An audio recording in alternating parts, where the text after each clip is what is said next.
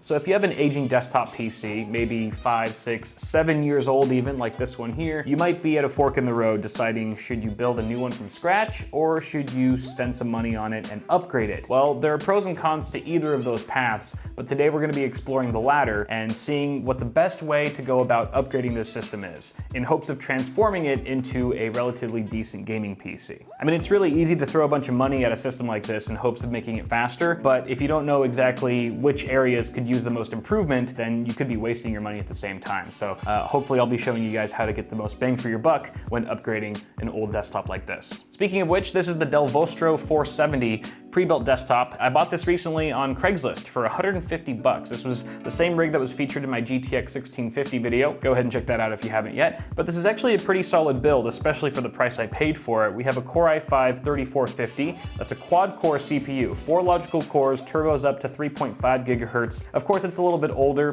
3rd gen Ivy Bridge, but it's honestly not too bad for a gaming CPU here in 2019. We have 8 gigs of system memory in a weird configuration. We have two 2 gig sticks and one 4 gig stick of different frequencies, and we'll talk about that more later. There's a single 750 gig, 7200 RPM mechanical hard drive with our operating system and pretty much everything else on it, a Dell 350 watt power supply, and no discrete GPU. You can see it's just integrated graphics. We're running off of Intel HD graphics, so it goes without saying that when I first got this rig on day one, it could not game worth a damn. What's important to note here though is that the system has good bones. It has a lot of potential and room to grow. The CPU and the motherboard, the platform in general is pretty strong still, so we don't actually need to swap out anything in this build. I'll only be adding parts to it, which is going to save us a lot of coin. And I mean, you could argue that if you're swapping out the CPU and motherboard, you're essentially building a new PC anyway. So the other thing is that bringing that cost down, not having to replace anything, just adding to it, also keeps us from spending too much money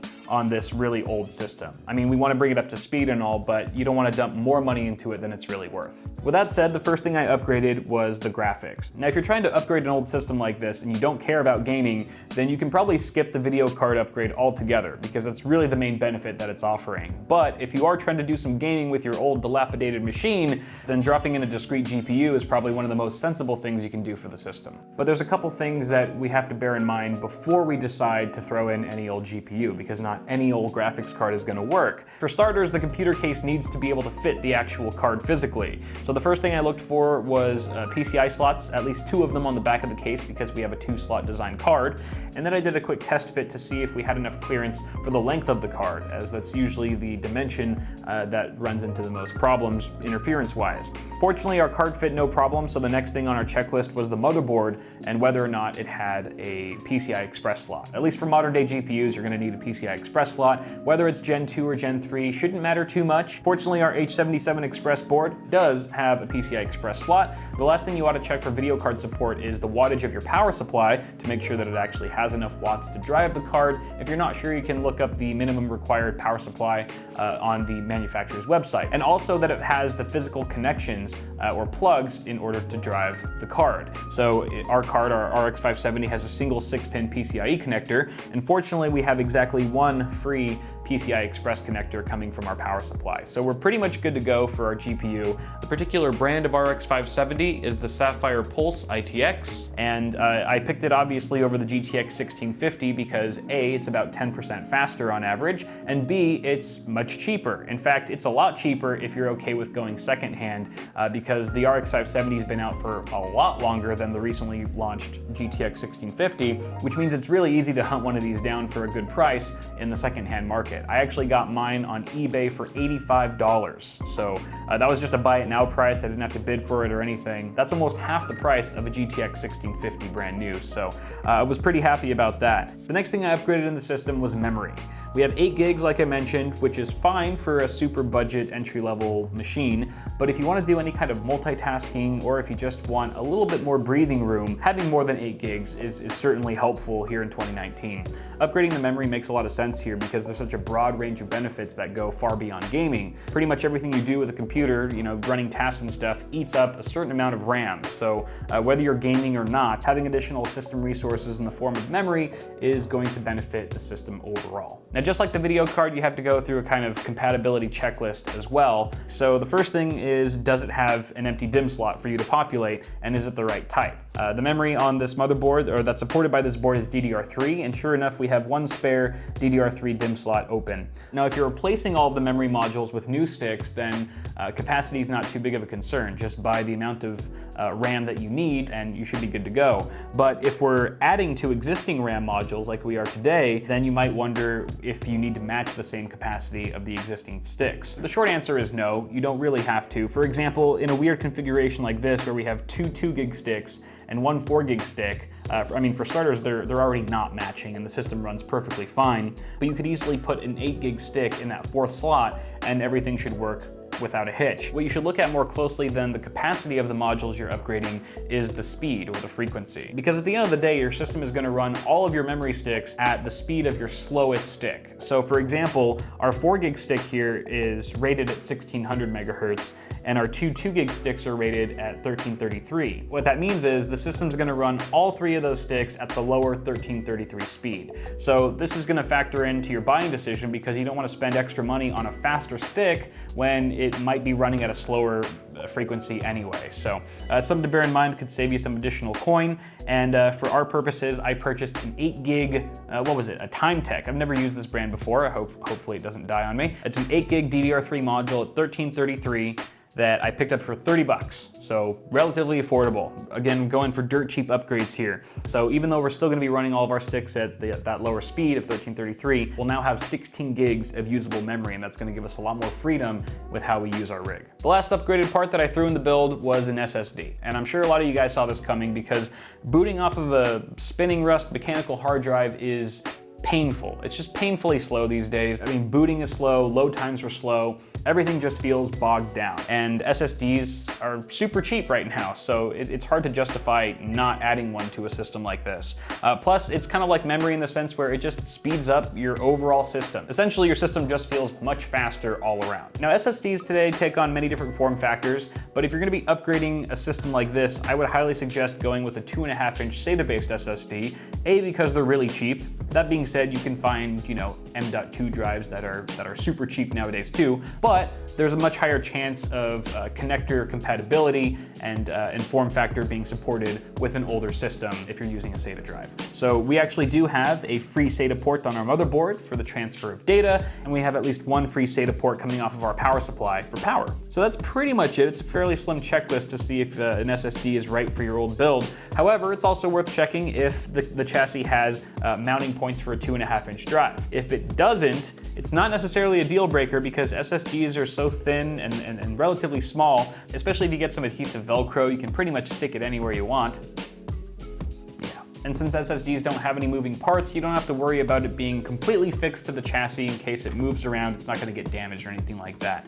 So I did in fact get a 2.5-inch SATA-based SSD. I went with a Patriot Memory Burst, 120 gig capacity. Of course, capacity is gonna be up to you for the most part. Make sure at the very least you have enough for your operating system and at least a few frequently used applications. But I got this drive for just $20 on Amazon, I believe. So that brings the total cost of this entire system with the upgraded parts to $285, which is right in there in terms of console killer territory. I mean, are there any consoles that are that cheap or cheaper? I don't really keep up with console prices, but I typically consider the $300 to $400 range to be prime console killer territory. And this goes well below that at just $285. So very impressive, and also goes to show that you can build something like this if you're comfortable with buying from a secondhand market, as most of these parts are pre-owned. Guys, if you want links to the upgraded parts, I'll put them in the description if I remember. But I think without further ado, we can throw those parts back into the system, fire it up, and see what it's like to game on this thing.